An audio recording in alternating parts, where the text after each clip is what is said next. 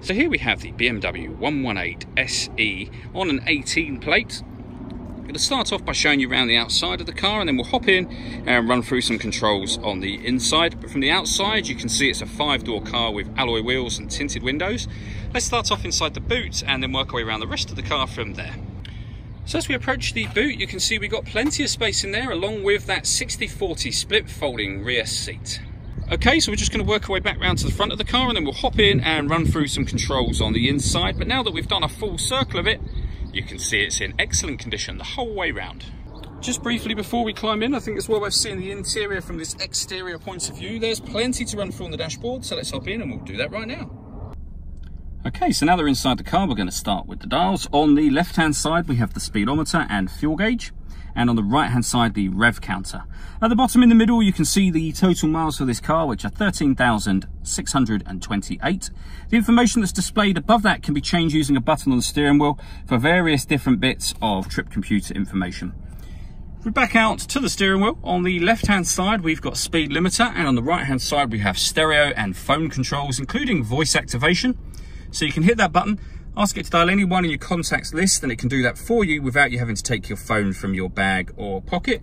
That is, of course, once you paired the phone up, and that is done on the touchscreen over in the center here. So this is BMW's professional nav, which is the extra wide screen. As I say, this is all touchscreen. So when you want to pair your phone, for example, you can do all of that up on here. Or, if you wish to, you can do it using the iDrive system, which is essentially this dial just here, which obviously is a lot easier to use when you're driving the car. So firstly, when it comes to music, we've got DAB, FM and AM, as you can see. If we go all the way down the bottom here, we've got CD player. We can also stream our music wirelessly via Bluetooth audio, and we've got USB input on top of that. So plenty of ways to listen to your music in this car. We've also got satellite navigation. There's a full video showing how this works on both our website and on our Facebook page, but it's a very, very easy system to use, and so you can either use the dial or the touchscreen for this as well. Working our way down, we've got the CD player and then the air conditioning. So you can determine where you'd like the air to be distributed, the temperature, the fan speed up or down from here, and then the air conditioning is on when that green light is on, so off or back on again. Or you can hit auto, and the car will now maintain this temperature by taking control of the fan speed. You can hear it doing that in the background. You can override that whenever you wish to. And then this button will recirculate the air that's in the car. That's a great way of heating it up or cooling it down quickly, depending on the temperature that you've set. Below that, we have 2 cup holders and a 12-volt charging socket.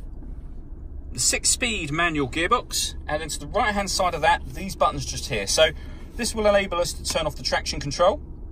We can put the car in sport mode, eco pro mode, or comfort, which is in the middle here. So if I was to press that button, you can now see it's showing us sport mode, comfort mode, and eco pro.